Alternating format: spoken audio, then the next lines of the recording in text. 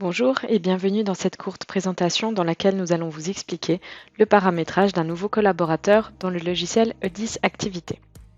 Pour créer un nouveau collaborateur, il faut tout d'abord aller dans le menu Contact, en bas à gauche, puis dans le sous-menu Collaborateur. Il faut ensuite cliquer dans la liste et utiliser soit le bouton droit de la souris Nouveau, soit utiliser l'icône Nouveau en haut à gauche de l'écran. Dans la fenêtre, entrez le nom du collaborateur, puis son prénom.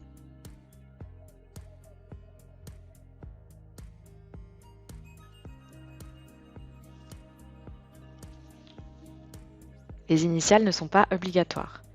Si l'utilisateur a un login à l'ouverture de l'application, veuillez cliquer sur la coche. Dans ce cas, vous utilisez une licence payante utilisateur. Saisissez ensuite son nom d'utilisateur, à savoir son nom de login.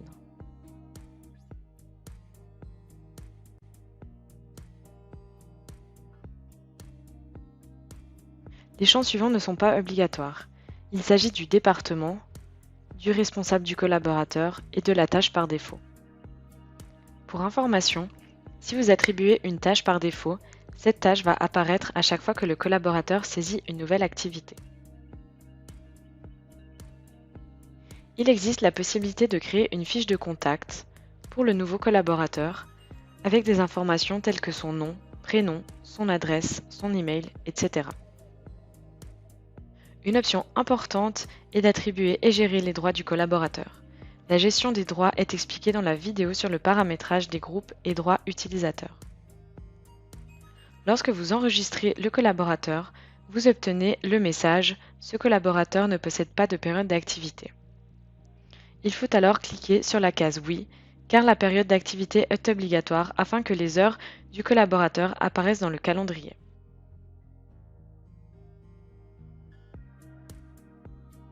Dans cette fenêtre, vous devez entrer la date à laquelle le collaborateur commence à saisir son temps de travail dans E10 Activité, le temps de travail que le collaborateur doit effectuer par semaine s'il fait un 100%, par exemple 40 heures par semaine,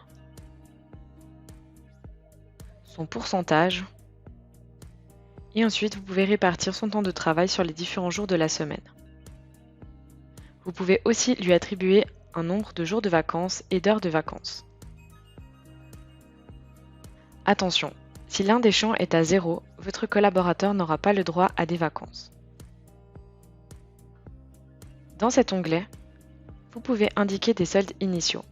Par exemple, si la personne commence au milieu d'une année, vous pouvez entrer les heures supplémentaires et ou les heures de vacances auxquelles elle a droit.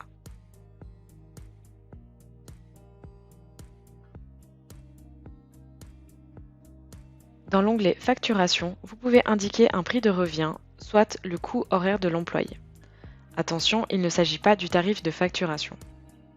Il s'agit d'une donnée sensible, car si les utilisateurs ont des droits sur les données financières, ils ont alors accès aux coûts de leurs collègues.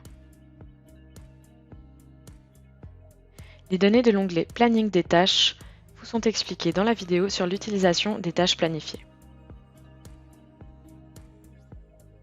Et voilà, vous avez créé votre nouveau collaborateur. Merci et à bientôt.